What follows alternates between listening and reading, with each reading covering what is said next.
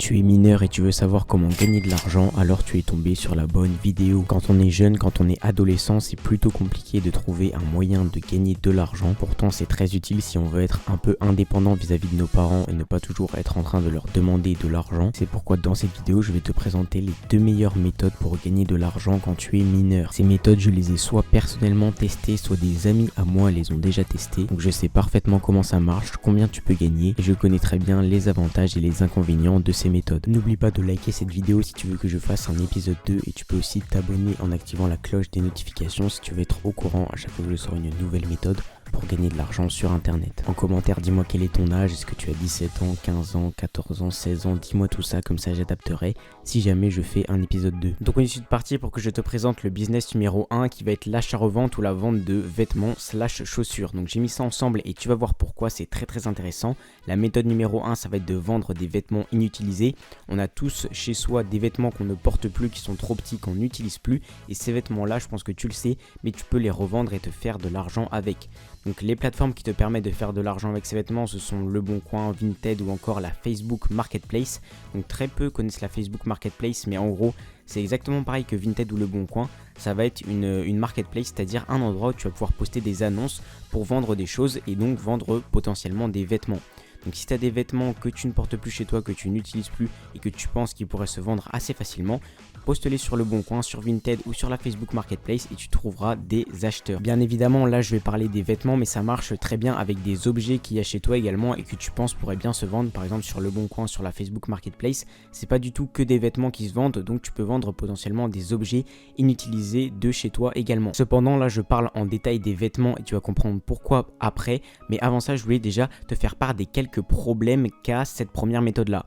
Premièrement, tes gains ils sont assez limités parce que en effet, une fois que tu auras vendu tous les vêtements ou tous les objets que tu n'utilises pas chez toi, eh bien tu ne pourras pas gagner plus d'argent que ça, c'est-à-dire que une fois que tu auras tout vendu, bah ok, tu auras gagné un peu d'argent, mais c'est limité, tu ne pourras pas gagner plus que ce que tu as déjà.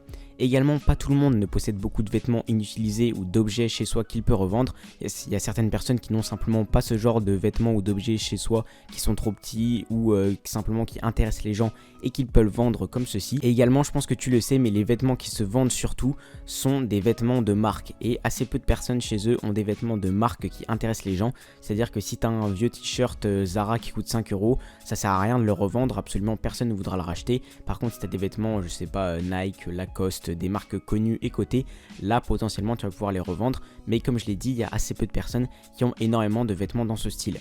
C'est pour ça que le business ou plutôt la méthode numéro 2 va te proposer une solution, car cette deuxième méthode ça va être de faire de l'achat-revente de ces fameux vêtements ou alors de chaussures. Ça c'est très intéressant, tu vois que là je t'ai mis une paire de, je sais plus le nom de la chaussure, une Dunk je crois, et donc ça c'est une paire qui est très cotée chez Nike par exemple, et si tu arrives à acheter cette paire là au prix de chez Nike, eh bien tu vas pouvoir la revendre beaucoup plus cher par la suite sur les plateformes que je t'ai mis juste là. Donc je t'explique, en gros sur Nike, là je t'ai mis Nike et Adidas, mais il y a également plein d'autres marques, Lacoste ou des marques de luxe encore plus cotées comme Balenciaga ou Louis Vuitton par exemple, eh bien tu as des vêtements qui sortent et qui sont très vite en rupture de stock. Ça c'est les vêtements intéressants pour nous. Notamment chez Nike par exemple, il y a ce qu'on appelle des drops, je crois que ça s'appelle comme ça. Et donc dans les drops de Nike, ils vont dropper un nombre de paires de chaussures limité et il faut être parmi les premiers pour réussir à avoir une de ces paires là. Mais une fois que tu as commandé ces paires là et qu'elles arrivent chez toi, et bien par la suite tu peux les revendre beaucoup plus cher sur d'autres plateformes comme Vinted par exemple, la Facebook Marketplace encore une fois, mais également, et ça c'est assez peu connu, tu as des serveurs Discord qui sont réservés à ce genre de choses, c'est-à-dire des serveurs Discord où tu peux vendre ce genre de chaussures, de vêtements assez cotés de marque. Et donc si tu arrives à être l'un des premiers à avoir ce genre de vêtements ou de chaussures assez premium, et bien on va dire que tu vas pouvoir les revendre assez facilement sur des serveurs Discord qui sont 100% dédiés à ça.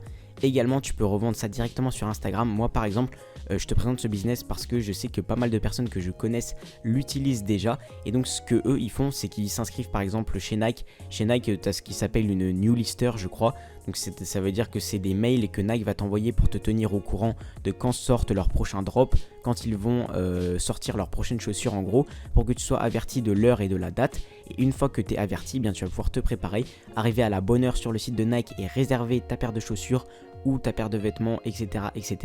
Et donc une fois que tu l'as réservé, bah c'est bon, elle va arriver chez toi. Sauf que comme je te l'ai dit, vu que c'est limité, et bien après par la suite du coup pas tout le monde va pouvoir obtenir sa paire de chaussures, et tu as des gens qui soit n'ont pas envie de se lever tôt pour aller chercher leur paire de Nike sur le site, soit qui ont simplement loupé le drop et qui donc ont loupé la paire de chaussures qu'ils voulaient acheter, et ces personnes-là vont payer plus cher pour récupérer leur paire de chaussures, mais sur d'autres plateformes. Donc ils peuvent essayer de te la racheter sur Vinted, Facebook, Discord, mais également sur Instagram.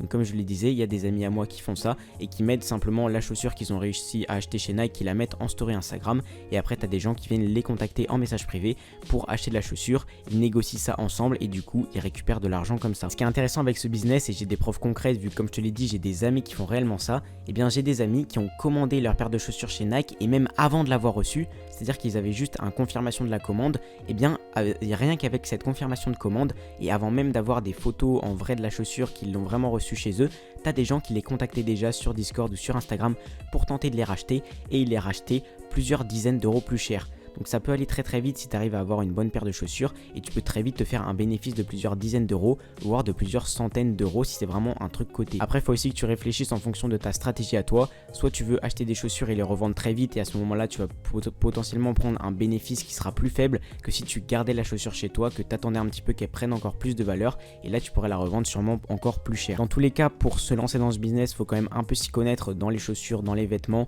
repérer les chaussures, en gros les paires de chaussures qui vont bien se vendre, parce que tu en as certaines qui peuvent ne pas du tout se vendre. Donc faut un peu être au courant de ça, être au courant des prochaines collaborations ou des prochaines hype qu'il va y avoir sur certains vêtements ou paires de chaussures. Mais c'est un excellent business, et donc pour te présenter les avantages et les problèmes de ce business, déjà comme avantage tu as la possibilité de gagner plusieurs centaines d'euros par mois, et ça c'est pas une blague, hein, c'est largement atteignable avec ce business là. Par contre, le seul problème, c'est que tu as besoin d'argent pour commencer à acheter tes premières paires ou tes premiers vêtements, parce que tu te doutes bien que pour acheter ta chaussure sur le site de Nike, tu vas quand même devoir dépenser de l'argent, peut-être 100, 150 euros. Mais après, en fait, le principe du business, c'est que tu revends cette chaussure-là plus cher sur Instagram, sur Discord ou sur une autre plateforme. Par exemple, tu achètes une chaussure 150 euros, tu vas la revendre 200, 250 euros, et donc tu te fais un bénéfice comme cela. Mais maintenant, comme je sais qu'il y a assez peu de personnes qui ont de l'argent pour commencer dans ces business-là, je vais te présenter un business qui ne demande absolument pas d'argent pour débuter. Donc le business numéro 2, c'est la vente de services. Donc je vais te présenter tout ça. Déjà, quels sont les avantages? Tu as la possibilité de gagner plusieurs centaines, voire plusieurs milliers d'euros par mois avec ce business. C'est vraiment un très très bon business, et c'est un des business aussi qui rapporte de l'argent le plus rapidement possible sur internet. Donc c'est pour ça que je te le présente.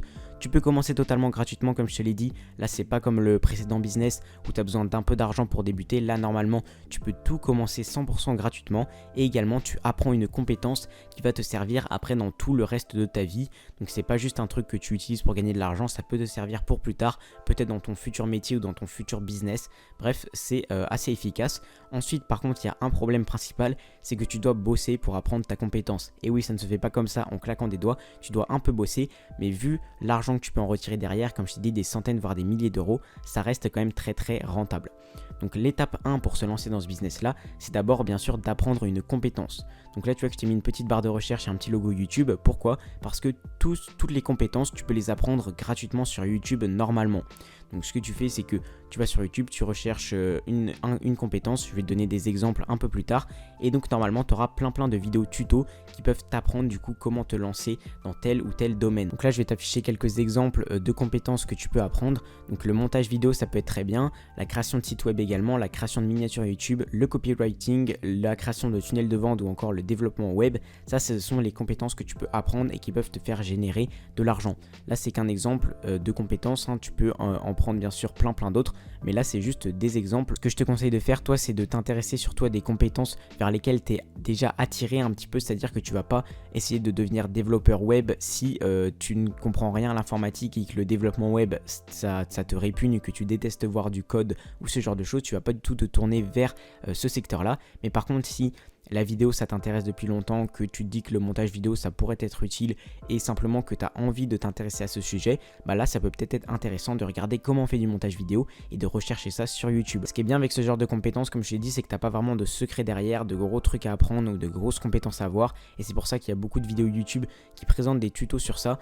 Et en fait, pour apprendre ce genre de compétences, c'est pas du tout compliqué, hein. Tu vas sur YouTube, tu regardes des tutos, tu apprends et après tu expérimentes, c'est-à-dire qu'il faut gagner de l'expérience. Par exemple, si tu apprends à créer des sites web, bah, tu vas devoir en créer plusieurs avant d'arriver vraiment à créer quelque chose de propre, mais tu peux apprendre ça gratuitement sur YouTube. C'est pas comme si je te demandais de lancer un business, je sais pas, dans l'affiliation par exemple, où là il faudrait peut-être te former prendre des formations payantes, ce genre de choses. Là, normalement, ce genre de compétences, tu peux les apprendre totalement gratuitement et c'est ça qui est très utile. Maintenant, il faut bien sûr, l'étape la plus importante, trouver des clients, sinon ça ne marchera absolument pas. Et donc comment tu fais pour trouver des clients, c'est-à-dire des gens qui veulent acheter tes services, qui sont intéressés? Tu vas sur des groupes Facebook, il y en a plein et dans plein de domaines différents, de gens qui recherchent certains freelances, donc certaines personnes qui peuvent travailler pour eux. Par exemple, si tu proposes des services de montage vidéo, tu peux directement te créer un compte Facebook professionnel avec ton nom, prénom ou alors un pseudo de monteur. Et après t'inscrire, rejoindre plutôt des groupes Facebook sur YouTube, sur le montage vidéo, sur Instagram, sur TikTok. Parce que le montage vidéo, ce qui est bien, c'est que tu peux être spécialisé dans les montages de vidéos YouTube, dans les montages de Reels Instagram ou de TikTok. Bref, tu peux être spécialisé dans plein de domaines. Tu peux même être spécialisé dans la création de montage vidéo de pub, par exemple. Donc voilà, ça c'est à toi de trouver également une spécification dans la compétence que tu as. Et après, tu peux proposer tes services sur Facebook. Au début, bien sûr, tu ne les proposeras pas très cher parce que tu n'auras pas encore d'expérience et de premiers clients. Mais une fois que tu as tes premiers clients, tes premiers retours d'expérience, etc., tu pourras petit à petit monter tes prix. Pourquoi? Parce que tu auras des premiers clients et tu peux également demander à tes clients de t'écrire des témoignages, c'est-à-dire de t'écrire un petit message en gros où ils te disent ce qu'ils aiment chez toi, est-ce que tu leur as fait du bon boulot, etc. Et ces témoignages-là, après, du coup, tu pourras les envoyer à ton prochain client. Quand tu en rechercheras un nouveau client, tu pourras lui envoyer le témoignage du client précédent qui dit que tu as fait du bon boulot, etc. Et du coup, tu arriveras à trouver des clients beaucoup plus facilement et du coup, tu pourras augmenter tes prix. Après, il y a Facebook pour trouver des clients, mais tu peux également utiliser des sites de freelance comme Fiverr qui sont spécialisés là-dedans. Fiverr, c'est un site où tu vas poster ton annonce de freelance et ensuite des gens vont directement te contacter pour que tu leur réalises leur service. Ou également, ce que tu peux faire, c'est directement chercher des clients et les trouver sur YouTube. Par exemple, si tu crées des miniatures YouTube, des montages de vidéos, ou alors que tu suis certains YouTubeurs qui ont le projet de créer des sites web et que toi tu sais le faire, eh bien tu peux directement les contacter dans leur onglet à propos ou dans leur description de vidéo. Ils ont souvent des réseaux sociaux ou des adresses mail où tu peux les contacter et leur envoyer du coup ta candidature. Tu leur écris un beau petit mail dans lequel tu leur montres des exemples de ce que tu fais. Si tu as des témoignages clients, bien sûr, tu le mets dans ton email. Bref, tu mets tout de ton côté pour que la personne accepte de travailler avec toi. Et donc, une fois que tu as trouvé ton client, c'est bon, tu lui réalises ses services et toi, en échange, tu es payé. Maintenant, à l'écran, je t'affiche l'épisode 2 de cette vidéo. Tu peux directement cliquer au milieu de ton écran pour aller voir cette vidéo-là. Mais attention, elle disparaît dans 5 secondes, donc dépêche-toi. 5, 4, 3, 2, 1.